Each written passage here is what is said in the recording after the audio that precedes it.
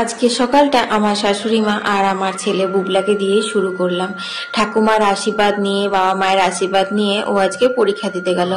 আজকে ওদের mid term পরীক্ষা ছিল, মানে আজ থেকে শুরু হয়েছে। আমি আজকে বুবলাকে স্কুলে ছাড়তে যাইনি, আজকে ওর বাবাই ছাড়তে গেছিল। পরীক্ষা যেহেতু চলছে, 11টার সময় ছুটি হয়ে গেল, তাই আমি ওকে আনতে গিয়েছিলাম। আনতে যাওয়ার পথে আমরা একটা দোকানে ঢুকেছিলাম কিছুগুলো মিষ্টি নিতে। সেখানে দেখছি এক ঝাঁক পায়রাকে রুটি খাওয়াচ্ছিলেন এই ভদ্রলোক। যাই হোক, এসে পরে মায়ের জন্য রান্না বান্না করেছি। আজকে সয়াবিন আলু পোস্ত, বিরির ডাল আর পালং শাক করে দিয়েছি মায়ের মতো অল্প করে, কারণ আজকে আমাদের নেমন্তন্ন বাড়ি যাওয়ার আছে। তারপর স্নান টান করে রেডি হয়ে এখন চলে যাচ্ছি নেমন্তন্ন বাড়িতে। ওই এখন বাজে হচ্ছে 2টো। আমাদের একটু বেশি দেরি হয়ে গেল। মাথায় শ্যাম্পু দিয়ে গাড়িতে উঠেছি তো বেশ ঠান্ডা লাগছে। এখানে দেখি প্রায় খাওয়া দাওয়া শেষের দিকে।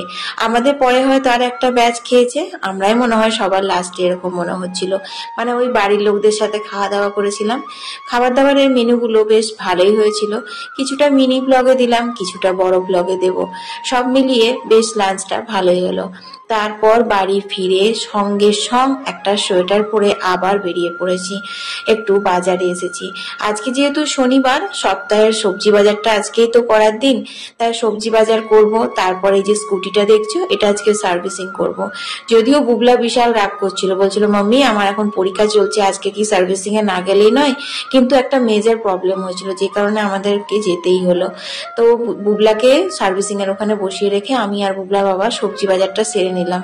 আর আস্তে আস্তে এই যে সন্ধে হয়ে গেল, তবুও যতটা ভেবেছিলাম রাত হবে অতটাও রাত হয়নি। ওই এখন বাজে হচ্ছে 5:45, কিন্তু যেহেতু শীতের সময় তো তাই একটু বেশি অন্ধকার হয়ে গেছিল। তোমাদের মিনি ব্লগটা কেমন লেগেছে কমেন্টে জানিও।